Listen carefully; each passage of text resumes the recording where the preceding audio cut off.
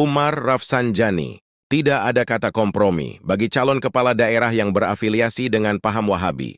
Oleh Hamdan Budiman. Akhir-akhir ini, isu mengenai calon kepala daerah di Aceh yang diduga menganut paham Wahabi menjadi sorotan masyarakat luas.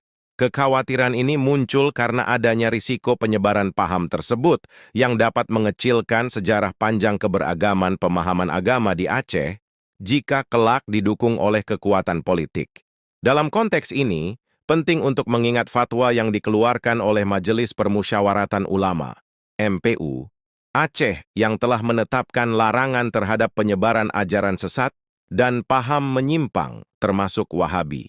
Fatwa nomor 4 tahun 2007 dari MPU Aceh menegaskan pentingnya menjaga keselarasan pemahaman keagamaan masyarakat Aceh yang umumnya menganut paham mazhab mu'tabar dengan akidah Ahlus Sunnah wal Jamaah, Aswaja.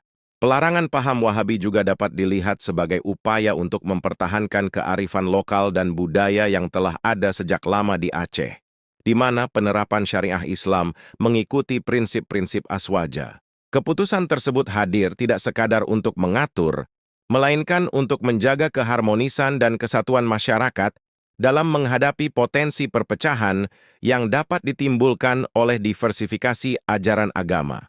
Keterlibatan calon kepala daerah yang berafiliasi dengan paham Wahabi menuntut perhatian dari masyarakat dan pihak berwenang. Komitmen untuk mematuhi fatwa MPU menjadi kriteria penting dalam menilai kelayakan seorang calon.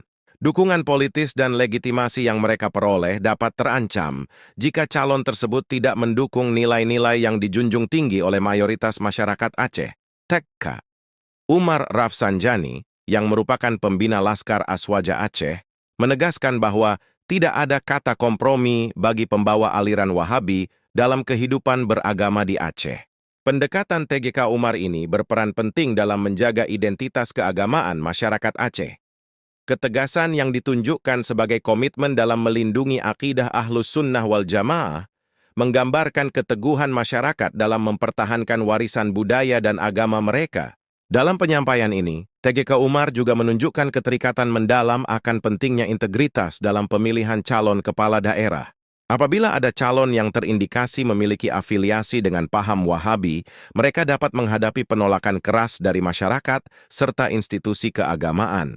Penolakan ini tidak hanya berpotensi mempengaruhi dukungan politik mereka, tetapi juga dapat mengganggu stabilitas sosial di Aceh yang selama ini dijaga dengan baik. Lebih jauh lagi, Tengku, Umar dan Laskar Aswaja Aceh berkomitmen untuk memastikan bahwa fatwa MPU tidak hanya menjadi dokumen simbolis, melainkan juga diimplementasikan dalam kehidupan nyata. Oleh karena itu, penting bagi calon kepala daerah di Aceh untuk menyusun fakta integritas dan memastikan bahwa niat mereka selaras dengan nilai-nilai yang dijunjung tinggi oleh masyarakat. Sikap tegas Tegao, Umar Rafsanjani mencerminkan niat kuat masyarakat Aceh untuk melindungi akidah dan tradisi mereka dari pengaruh paham yang dianggap menyimpang.